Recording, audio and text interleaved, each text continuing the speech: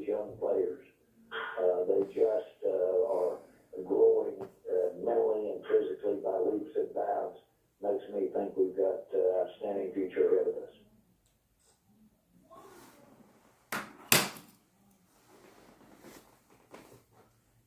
Here we go, guys.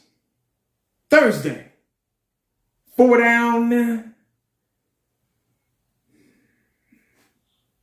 1 to go. I hope everybody had a safe, blessed, and wonderful Christmas. I sure did.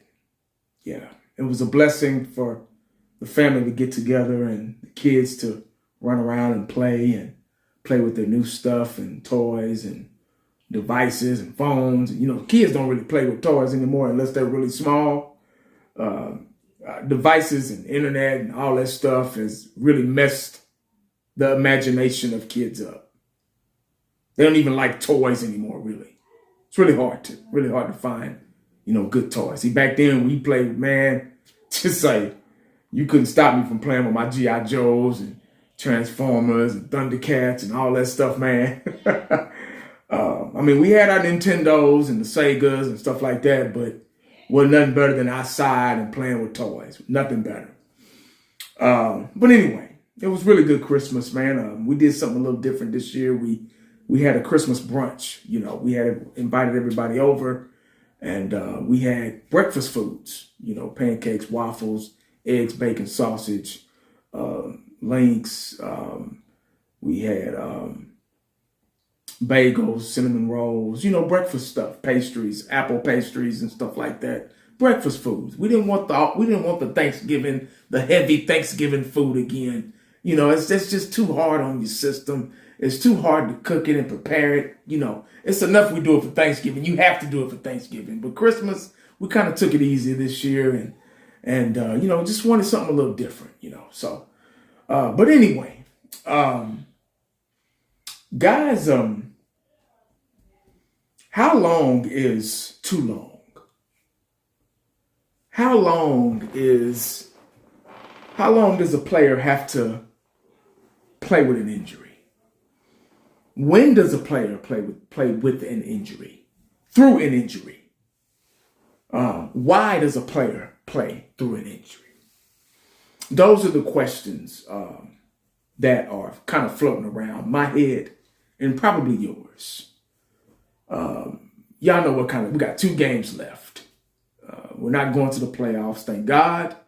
The Washington Commanders put us out of our misery. I'm going to keep saying thank you, because I don't trust this team. If we would have happened to make it to the playoffs, I don't trust this team. I haven't trusted this team in almost 30 years. We've had some good shots, some good opportunities through the years, but we just couldn't get the job done, obviously. When you got a player like CeeDee Lamb on your team, I guess he's considered a dog. Let me just say that on the offensive side of the ball. He's I don't want to say a superstar player yet, but he's our star player. He's a star receiver in the NFL. He's a guy that you can do a lot of things with. You can mix him around.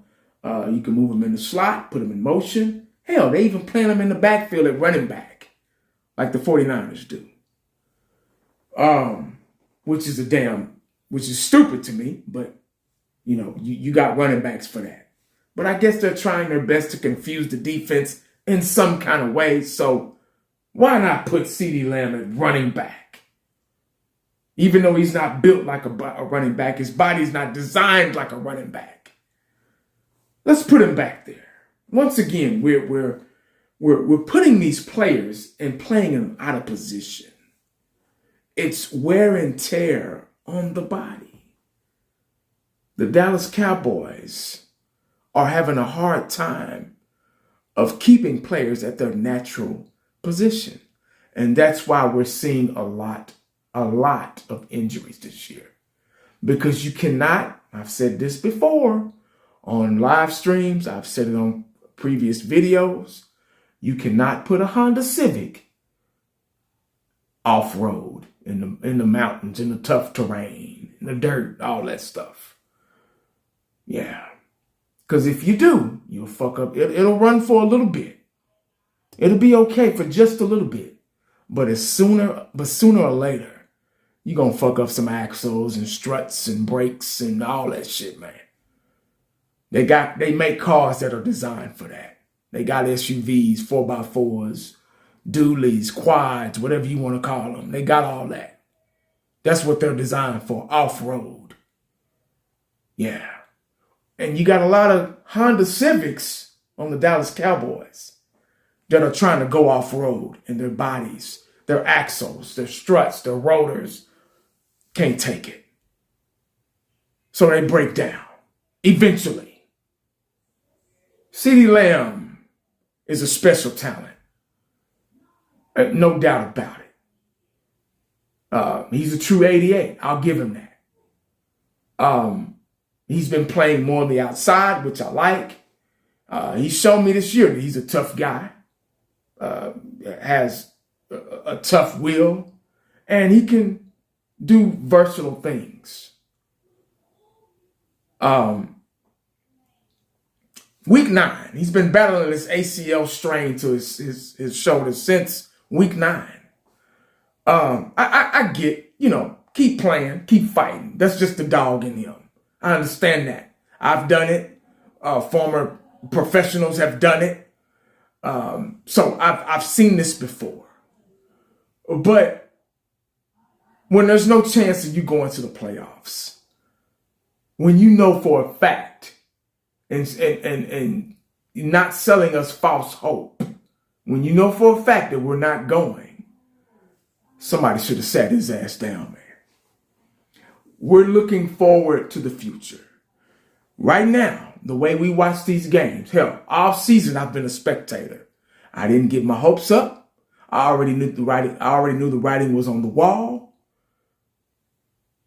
I didn't get excited about this season. I stayed nonchalant all year long, unless there was some bullshit that was said on the internet, on the news, or whatever.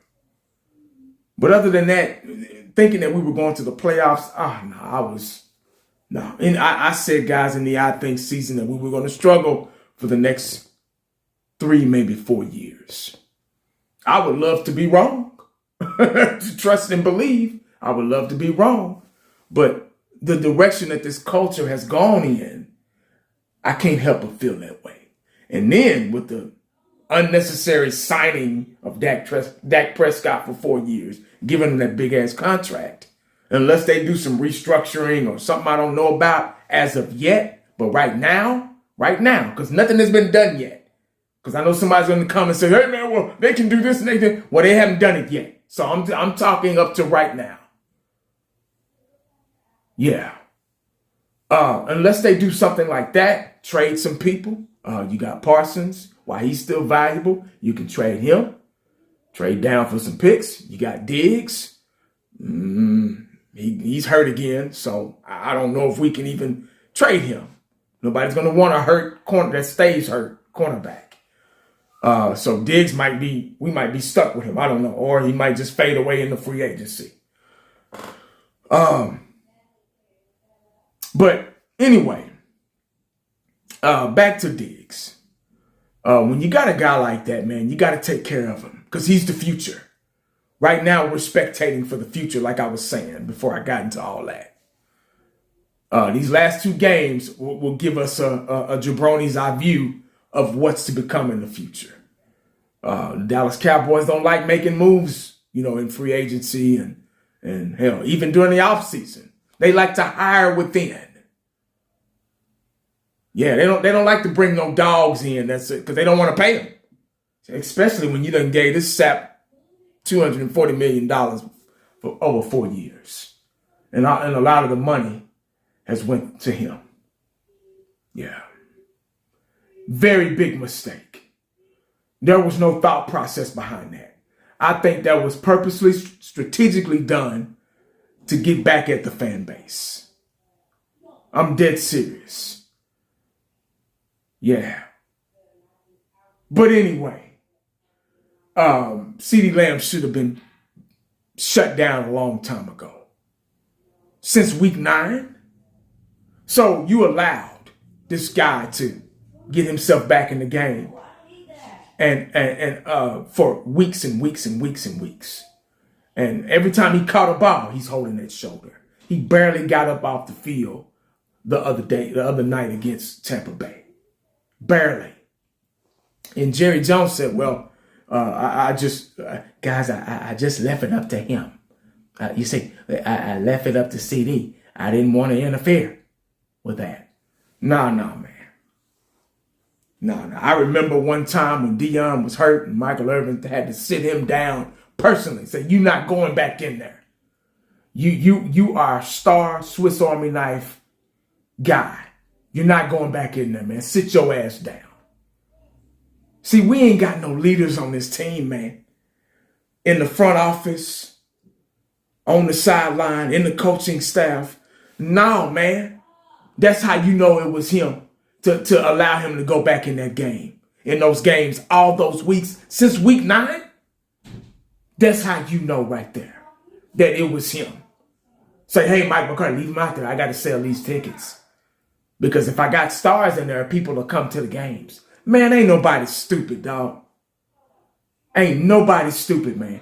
You gonna get these guys hurt, man. You already got enough guys hurt out for the year, bleeding until next season. Bleeding until next season, man. Dog, they don't care about these players, man. All they care about is that mighty dollar, man. Money is the root to all evil. And you don't have a thought process when it comes down to it. Because that's all you care about. So you're going to let this man get back in here and grimace and in pain since week 9. Luckily, he ain't got to have surgery. Luckily. But well, that's what they say. Who knows? They can tell us anything. Shit, they can write anything in the damn columns. But yeah, that's all I got, man. I just kind of wanted to touch on that, man, see how y'all felt about that. But I felt like they should have shut him down a long time ago.